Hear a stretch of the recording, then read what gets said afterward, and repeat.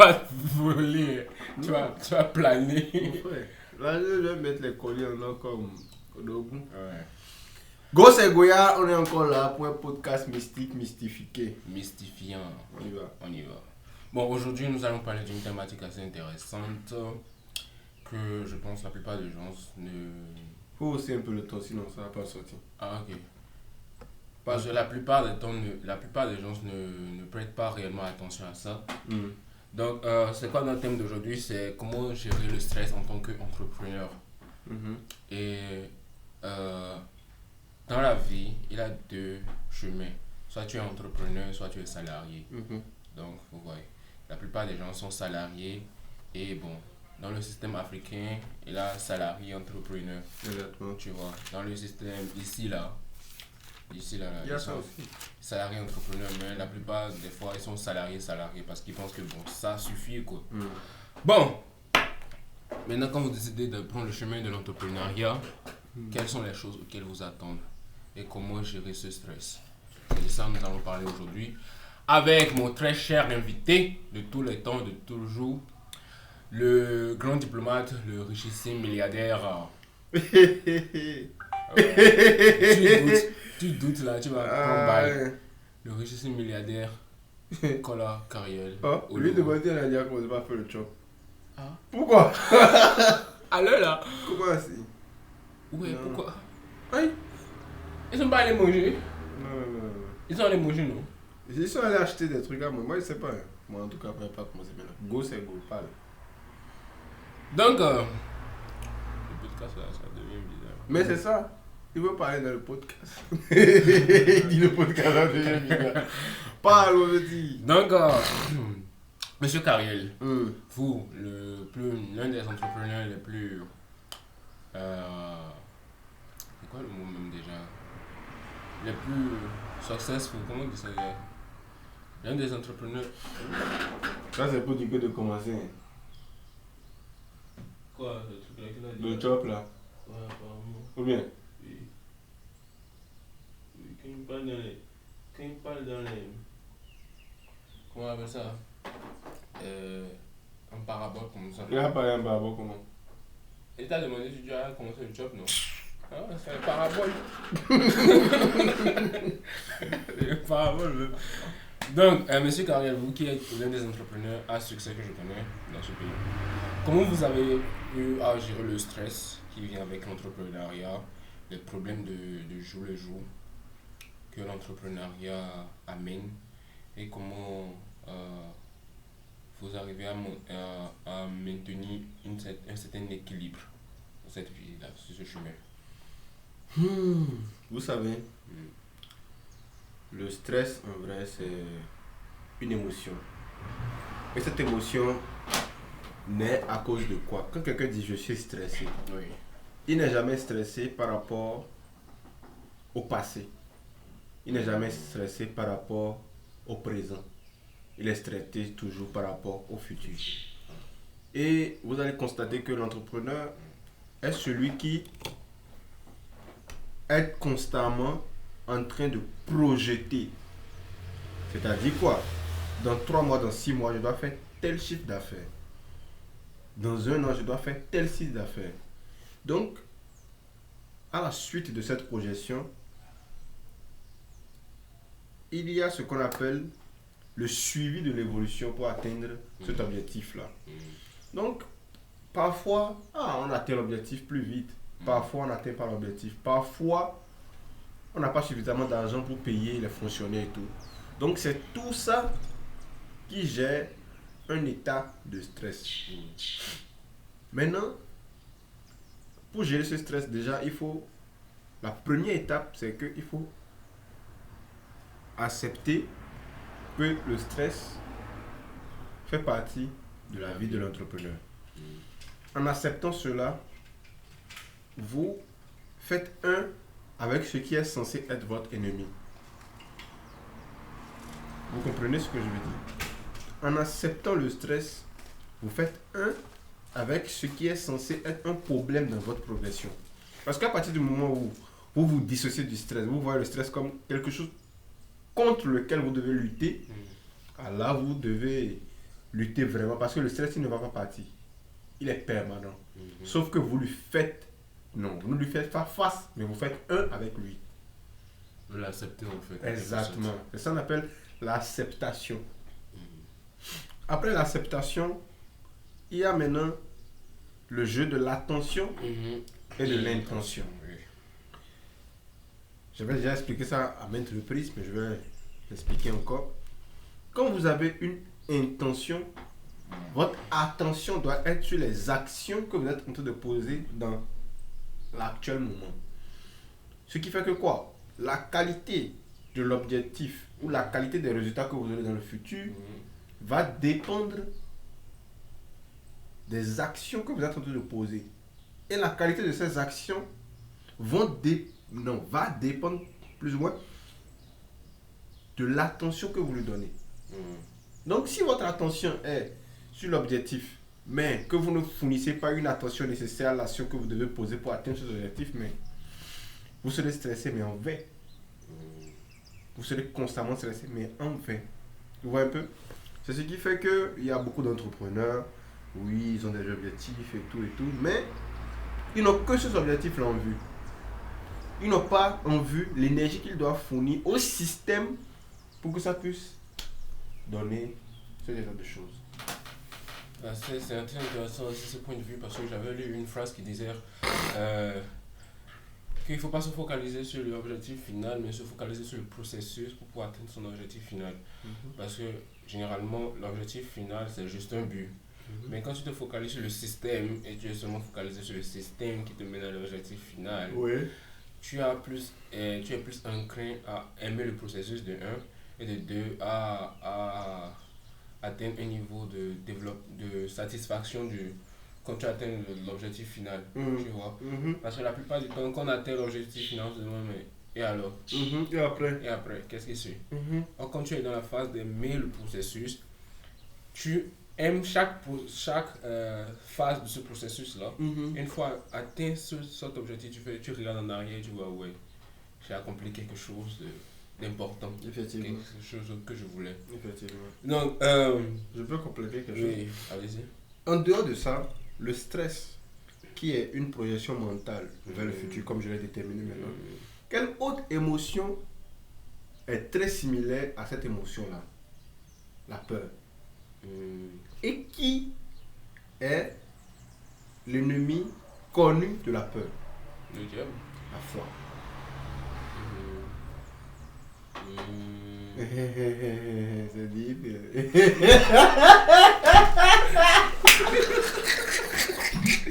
Tu m'imagines un podcast. Donc, revenons à nos moutons égarés. C'est deep. Vous voyez? Ouais. Qui est l'ennemi connu de la peur? C'est la foi. Et la foi, c'est quoi? C'est la sagesse appliquée à l'inconnu. Non, ta définition, elle est colo.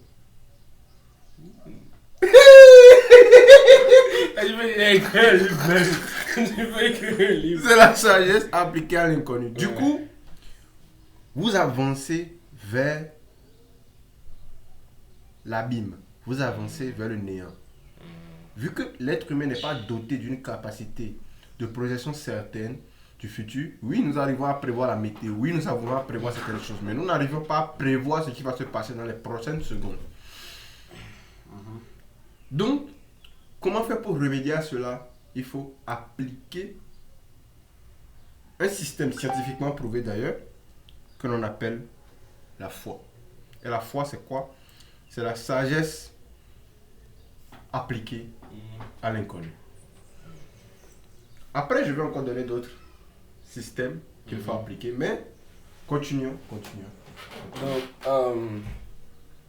dans mes recherches et dans mes causeries avec d'autres entrepreneurs, j'ai eu à souligner quelques points qu'ils ont soulignés qui est très intéressant pour la gestion du stress en tant qu'entrepreneur. Il y a un qui revenait souvent, bon, il y en a plusieurs, mais il y a un qui m'intéresse particulièrement, c'était celui-ci et d'autres, c'est le fait de prendre du recul par rapport aux situations. En fait. Parce qu'en fait, je pense qu'on avait parlé de ça une fois. Quand quelque chose se passe dans la vie de quelqu'un, il a tendance à, premièrement, rentrer dedans tête baissée. Au lieu de prendre du recul, voir tout ce qui se passe à l'entour, et de voir comment il peut gérer ça. Ouais. Mais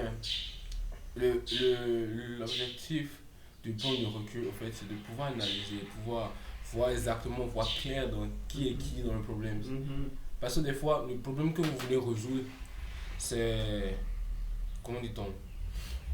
Elle est cachée sur un problème, sur une surcouche beaucoup plus. C'est la première surface d'un problème qui est un problème beaucoup plus profond, un problème adjacent beaucoup plus profond. Ouais. Et le fait de ne pas pouvoir prendre ce recul-là et de regarder de manière holistique, si on veut, le problème, ça fait que beaucoup de personnes résolvent les trucs par petits bouts et ne vont pas vers la racine du truc. Vous voyez? Et c'est délicat en tant qu'entrepreneur. Vous savez, ce qui nous fait souffrir, ce qui nous pose beaucoup de problèmes, en vrai, ce n'est pas les problèmes qui nous arrivent. Parce que les problèmes, si nous allons le regarder sous un angle métaphysique et sous un angle quantique, parce que la physique quantique dit c'est l'observateur qui crée l'observé. C'est-à-dire quoi? C'est toi qui crée ta réalité. Donc ce qui est problème dans ta vie, d'une certaine manière, tu l'as attiré vers toi ou tu l'as créé. Tu as participé à ce problème-là. Donc ce problème est là pour te dire, ah, change telle chose, change telle chose. Donc le problème en vrai, c'est un outil de remaniement pour te mettre sur le droit chemin. Nous sommes d'accord. Mais qu'est-ce qui va faire que tu ne vas pas succomber à ce problème-là? C'est ta réaction au problème. Parce que qu'est-ce qui nous fait souffrir? Ce n'est pas le bâton. C'est la réaction au coup du bâton. Bon, je suis dans ma voiture. Mon pneu s'est percé. Ou bien j'ai eu un choc avec quelqu'un. Qu'est-ce qui va vraiment créer un problème là? C'est le choc ou c'est la réaction que j'aurai après que le choc? La réaction. C'est la réaction. Donc, je suis dans une entreprise. Ah, j'ai un fonctionnaire qui n'arrive pas à suivre les consignes que je lui donne, à faire ce qu'il doit faire pour que l'entreprise continue à prospérer. Qu'est-ce qui va faire que mon entreprise va, bon, peut-être se remettre sur le droit chemin, ou le secteur dans lequel il travaille va se remettre sur le droit chemin, ou va continuer à dériver? C'est la réaction que j'aurai en vertu de ce qu'il est en train de faire. Soit je le vis, soit je le garde et je lui donne un entraînement. Vous voyez un peu? C'est ça. C'est intéressant parce que la plupart des personnes, et des jeunes entrepreneurs, ils ont tendance à vouloir résoudre tout ce qui se passe. C'est bien. Mais le problème, ce n'est pas réellement de résoudre le problème en lui-même, mais c'est de le résoudre à la source. Et comme vous avez dit, c'est la réaction qu'on a par rapport à ce qui se passe devant la situation. Je peux donner des exemples très simples. Je ne peux pas être un chef d'entreprise et un de mes fonctionnaires sera en train de jouer avec son travail et on va le laisser continuer sur ce chemin. Une fois averti, c'est que tu as été averti, comme vous avez dit, le problème vient pour qu'on t'avertit, pour que tu te corriges ou pour que tu t'enfonces dedans. Une fois que tu as été averti et que tu ne te corriges pas, c'est que ta réaction, parce que j'ai pris une bonne réaction, et pour incrémenter ce que vous avez dit, si moi je prends une réaction par rapport à ce que mon fonctionnaire fait, je le corrige. Mais non, sa réaction aussi à lui va déterminer comment les choses vont aller. Exactement. Donc c'est la participation conjointe des deux parties qui amène la résolution d'un problème certain. Donc, autre chose pour compléter. Je suis sûr que vous avez déjà entendu l'affirmation qui dit « Qui ne dit rien, consent ». Oui. Cette affirmation implique quoi? Que le silence est une réponse. Oui. La non-action est une action également. Oui. Donc, quand on dit c'est ta réaction au problème il définit la suite ou la souffrance ou non. Mhm. C'est-à-dire quoi? Le fait, c'est pas forcément une réaction palpable, mais le fait de ne rien faire aussi est une réaction. Oui. Le fait de ne rien faire est une réaction. Les gens l'oublient souvent. Oui. Gros, c'est gros. Donc, un autre point assez intéressant sur lequel sur lequel je suis tombé dans mes recherches, c'est l'anticipation. Et ça, je trouve ça assez intéressant en fait. Parce que l'anticipation, c'est le fait de prévoir. En fait, même quand tout va bien, il faut prévoir qu'il y aura quelque chose qui va forcément se passer.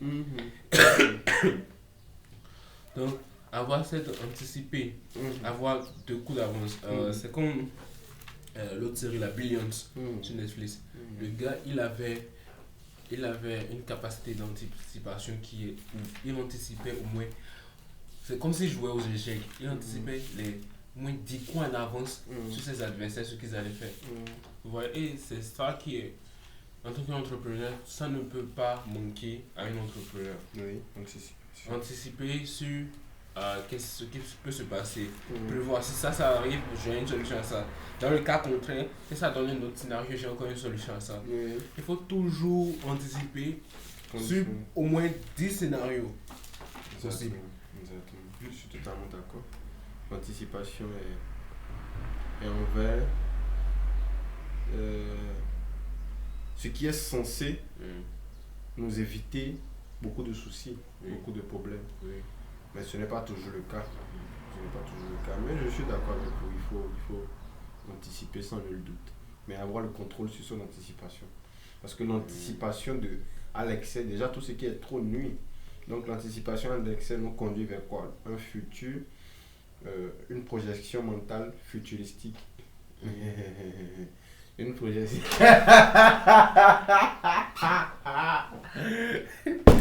Et donc c'est ça qui.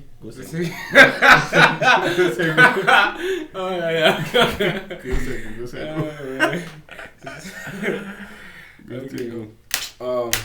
voilà, le troisième point je l'aime. Après le premier point, c'est le troisième point que j'aime beaucoup. Avoir les bonnes personnes autour de soi. Ouais. Et ça, c'est un truc que je suis tellement fier d'avoir dans ma vie actuellement. Parce que entreprendre, c'est pas facile. Donc, rentrer sur ce chemin seul, c'est compliqué. Oui, il faut avoir les gens qui vont te soutenir. Si tu n'as pas le mental qui va avec, tu vas laisser au milieu du chemin. Donc, avoir un environnement, un écosystème avec lequel tu échanges, tu te dis, ah, mais ce que tu es en train de faire, il faut continuer, évoluer. Tu vas y arriver, tu vas percer. C'est très important, c'est très très important. Ouais. Parce que si tu n'as pas ça, même si tu es discipliné n'importe comment, à un moment, tu seras très tenté de laisser. Et si ton mental n'est pas fort, tu vas abandonner. Tu vas abandonner. Vous avez quelque chose à rajouter par rapport à ça ou on peut juste évoluer? Vous savez, Jésus avait 12 disciples. Oui. Mais quelque chose me dit que même s'il n'avait pas eu ces 12 disciples, il allait continuer. Les 12 disciples étaient là pour perpétuer ce qu'il a laissé. À ton bibeli. À ton bibeli même. Les 12 disciples étaient là pour perpétuer ce qu'il a laissé. Qu'est-ce que je veux dire par là? Qu'est-ce que Jésus avait que aucun des 12 disciples ne pouvait apporter ou remplacer? Le proposito. La vision. C'était la vision.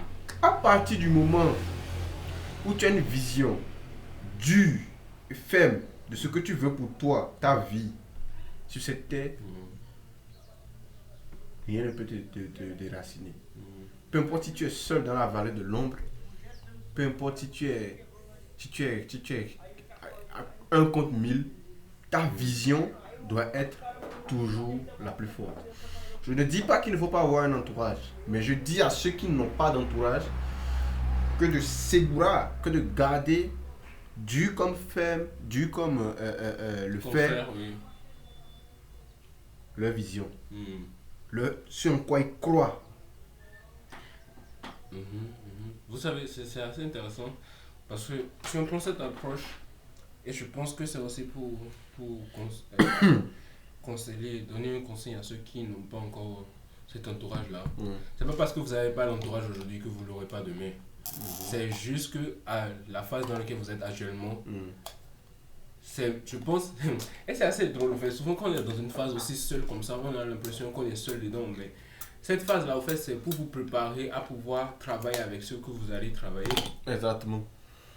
C'est pour vous apprêter à travailler avec vos collaborateurs. Parce que si il a cette phase-là de solitude en même temps, c'est que Dieu ou l'univers, en quelque sorte, considère que vous n'êtes pas encore prêt pour pouvoir avoir certains collaborateurs qui vont vous propulser. Parce que les collaborateurs qui doivent travailler avec vous sont ceux qui vont vous propulser 10 fois plus que là où vous êtes actuellement. Donc il faut d'abord travailler sur votre caractère, travailler sur votre manière d'être, votre manière de parler, travailler sur soi en fait. Bien sûr. Donc le fait que vous êtes dans une phase où vous êtes seul sur le business, seul sur le projet, et c'est vous qui faites tout, ne veut pas dire que ça va rester comme ça tout le temps. C'est juste pour vous former à devenir un meilleur leader, à devenir une meilleure personne avec vos collaborateurs. Parce que le moment qu'eux ils vont arriver, ils sont là. Votre business ira loin.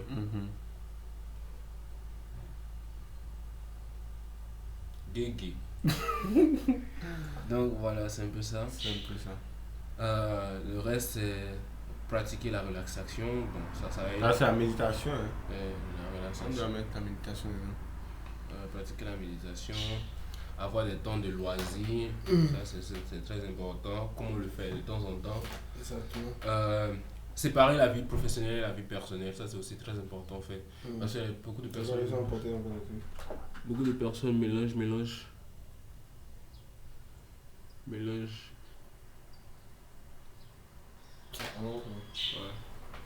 Aujourd'hui, on se casse.